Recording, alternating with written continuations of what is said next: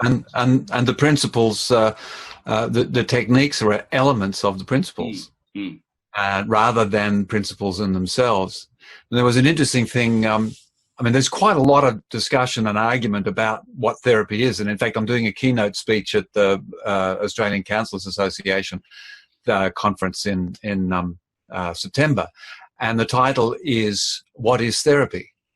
So I'm going to do a little bit of challenging. We'll see how we go. I won't be, I'll be careful not to be pretentious, but it's really important. And there was a Scott Miller and David Chow doing great work looking at deliberate practice. I think they've got a little bit, they're working their way from the wrong end of the stick, but there's still stuff that they kind of got stuck in. And there's a wonderful thing they were saying, David Chow was saying, Bruce Lee, as you brought him up. He's saying, be much more afraid of someone who has practiced one kick 10,000 times than someone who's practiced 10,000 kicks once each.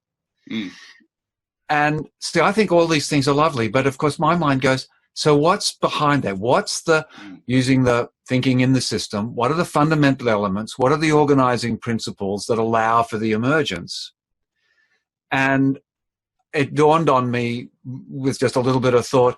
Of course, the person who's rehearsed one kick 10,000 times, we talk about it as creating perfection. They found the perfect thing.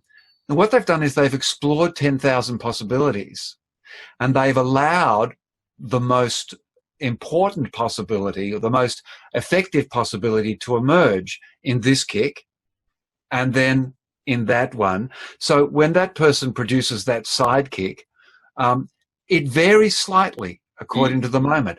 A tennis player, they can't tell me that they do the same thing every single time, but within very fine parameters. They've learned to get rid of a lot of stuff that's unnecessary.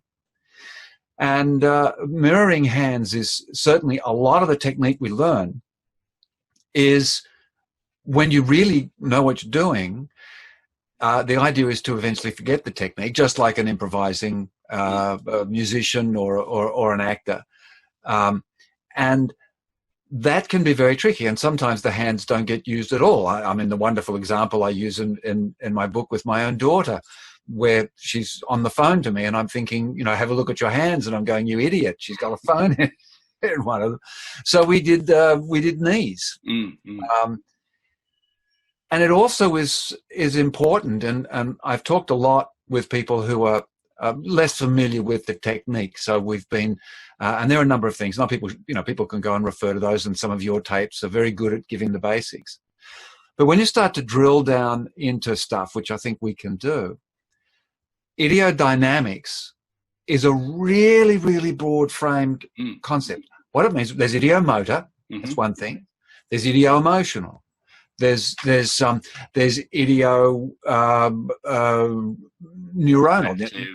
firings.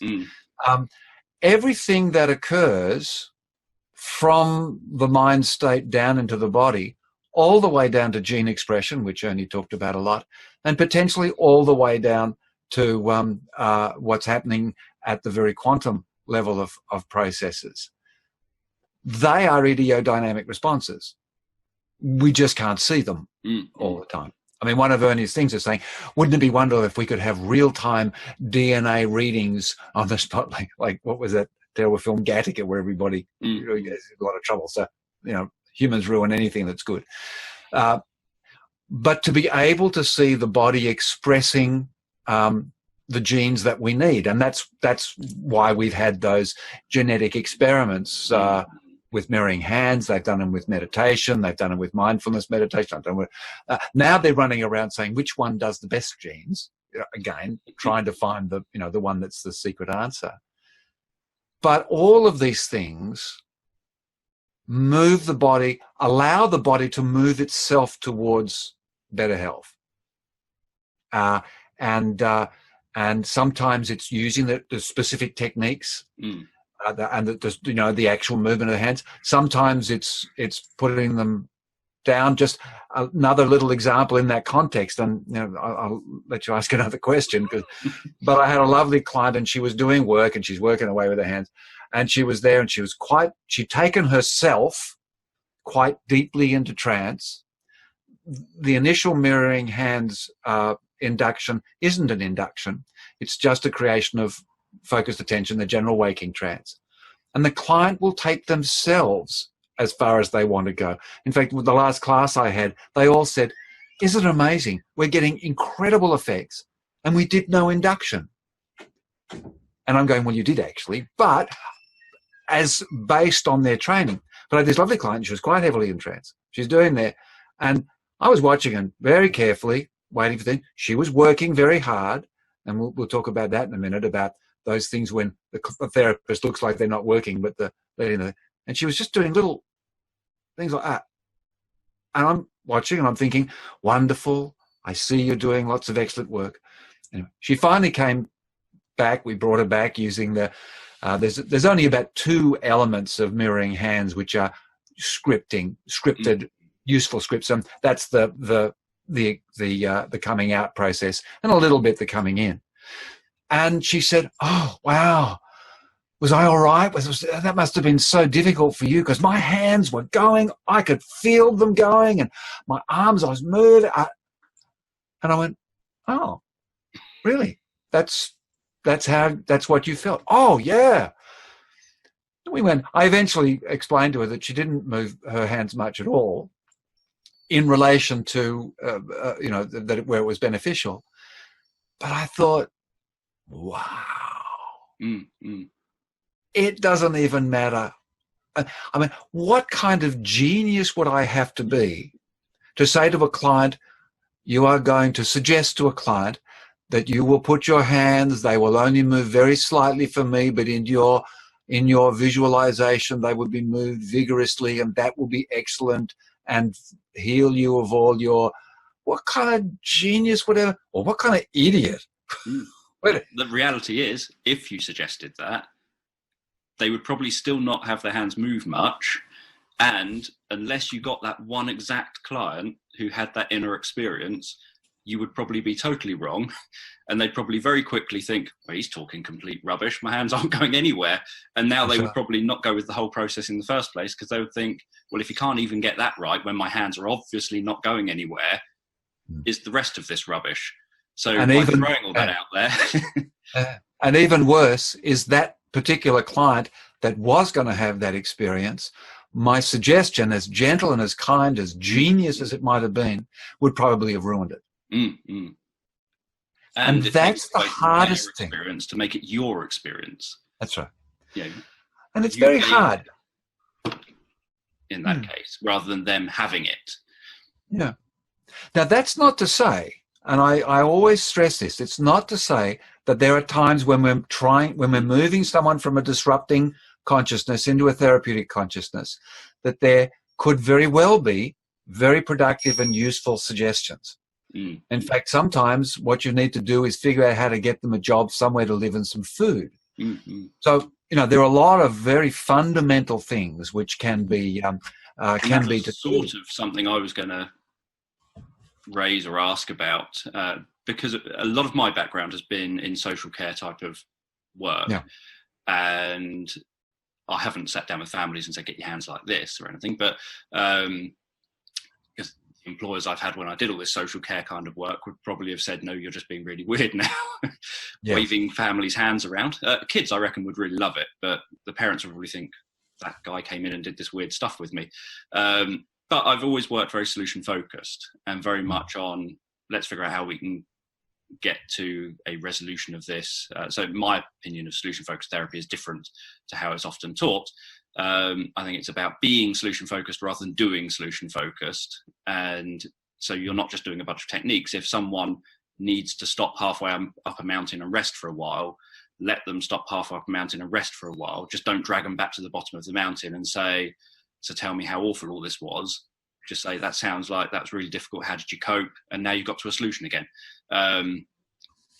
But with that kind of work, obviously something that in the UK, there was a child protection case that happened where a child obviously ended up dying, but it turned out they could have figured out that this was likely to happen had the practitioner not been studying solution-focused therapy at the time.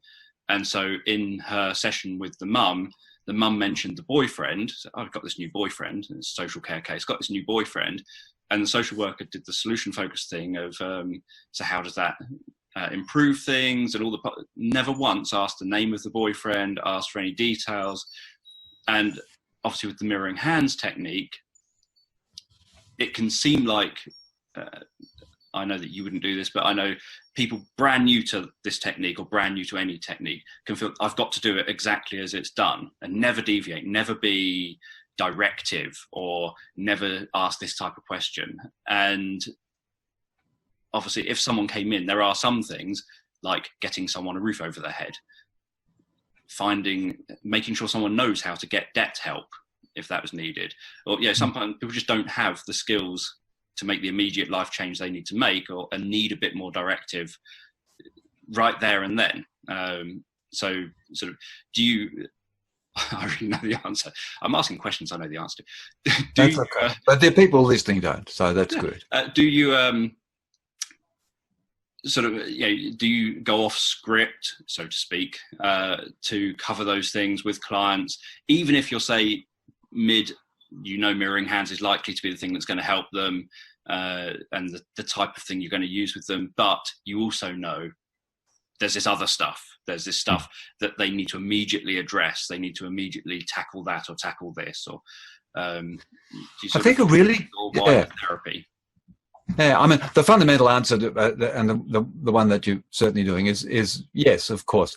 And in fact, the whole point in the book is that we build the book up slowly through, I don't really know what I'm doing, so I better do this technique. Or now I learn a bit more, or I can do this, and now I go up. And really, that last chapter of the book, which talks about improvisation, is very specifically, we built it that way, because that's how finally, I mean, I only ever improvise.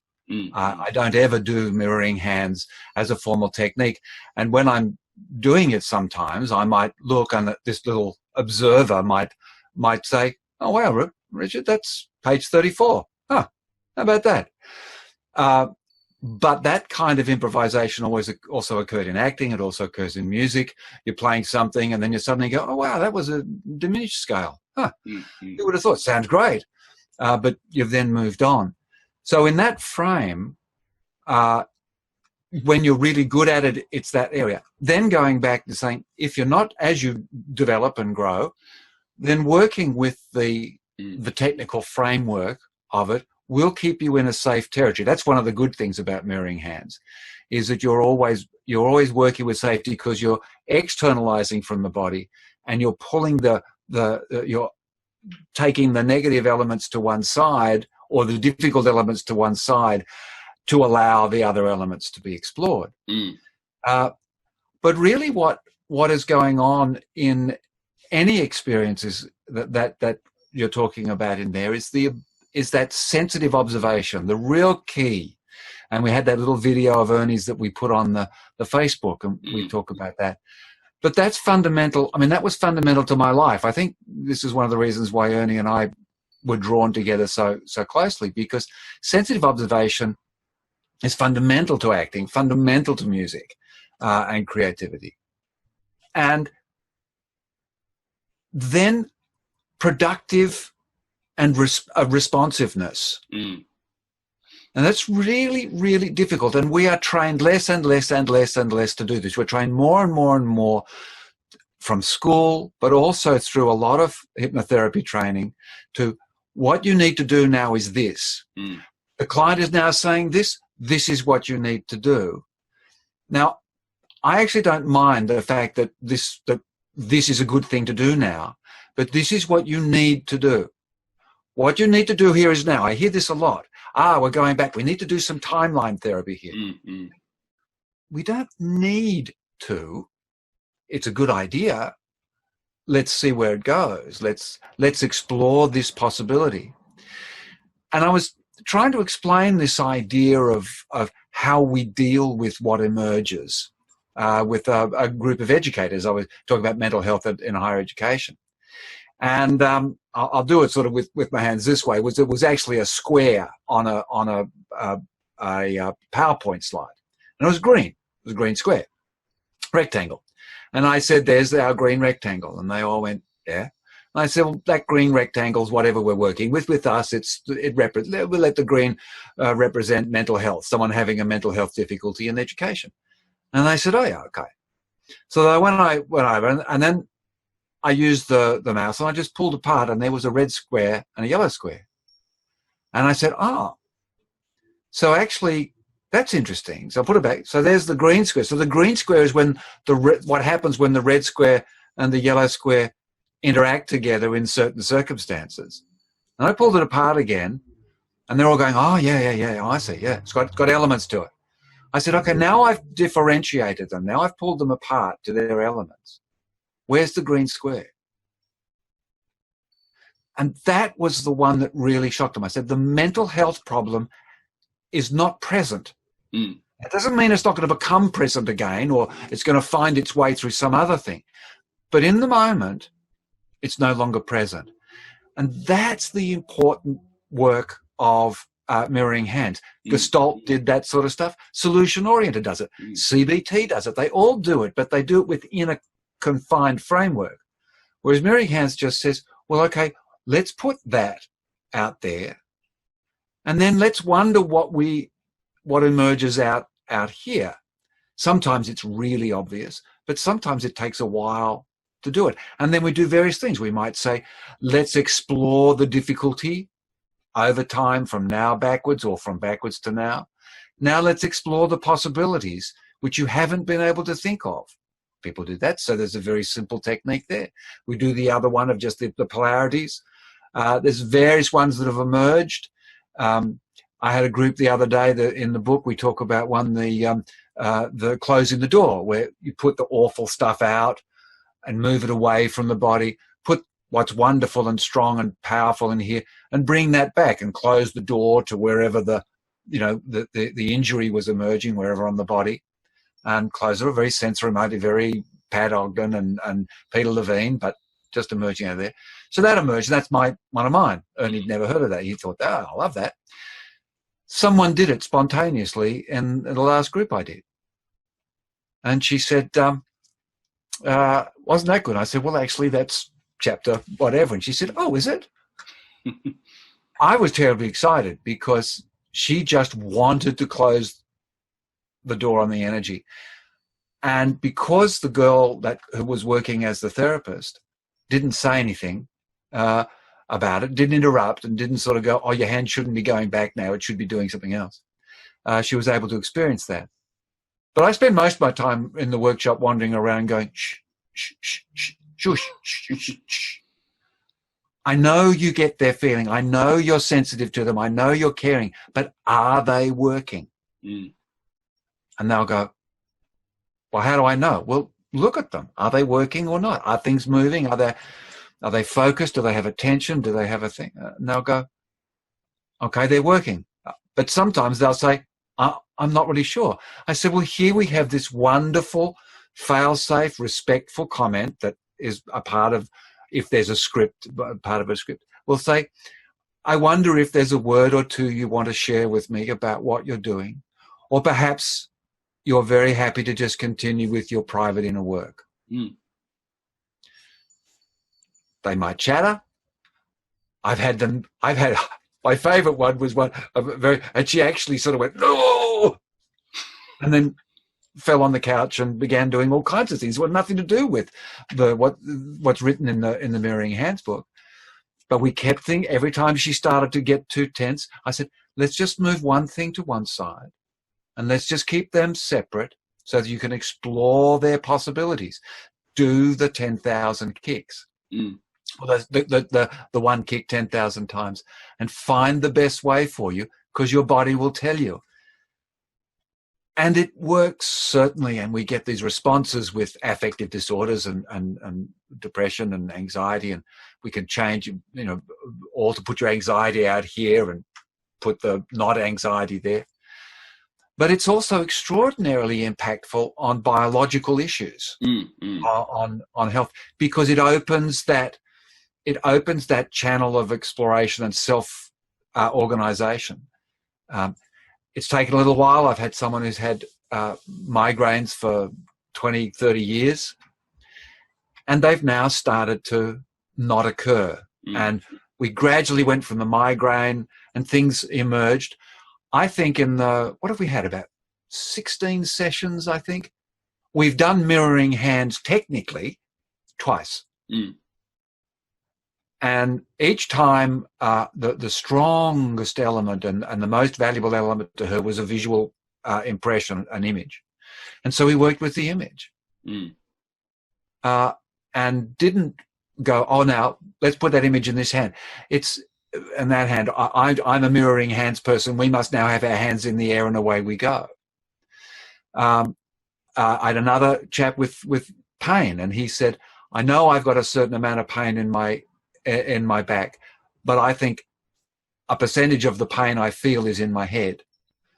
And there were a number of things, and it was most peculiar. I asked him if we could work. I gave the basic accessing question, can we work? Nothing happened.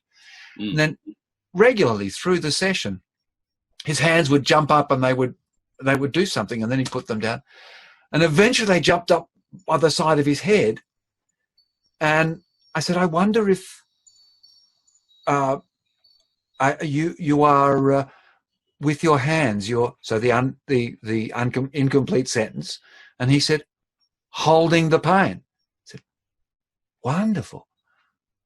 And what can you do now you held the pain? There were a number of things. His hands moved to the side. There were things that got very heavy. He was doing all the stuff. And literally, I was supporting. And you were saying, so we've talked before, that therapists watching demonstrations where the therapist is quiet, very focused, very curious, and very full of possibility, but not actively intervening into the frame, doing a song and dance even. And I've seen therapists who their client is in deep trance and they're doing things as well. I'm thinking, that's really good for you, but don't anybody think that's good for the client. Ernie sometimes just sits back and watches carefully. I do laugh sometimes when he's had 1,000 people in the audience and he's turned away from the client who's working away busily, and he said, easy money, isn't it? And then goes back to but it's not. It's very, very difficult to stay focused and responsive. It's really easy to be directive. It's a little bit harder to be suggestive.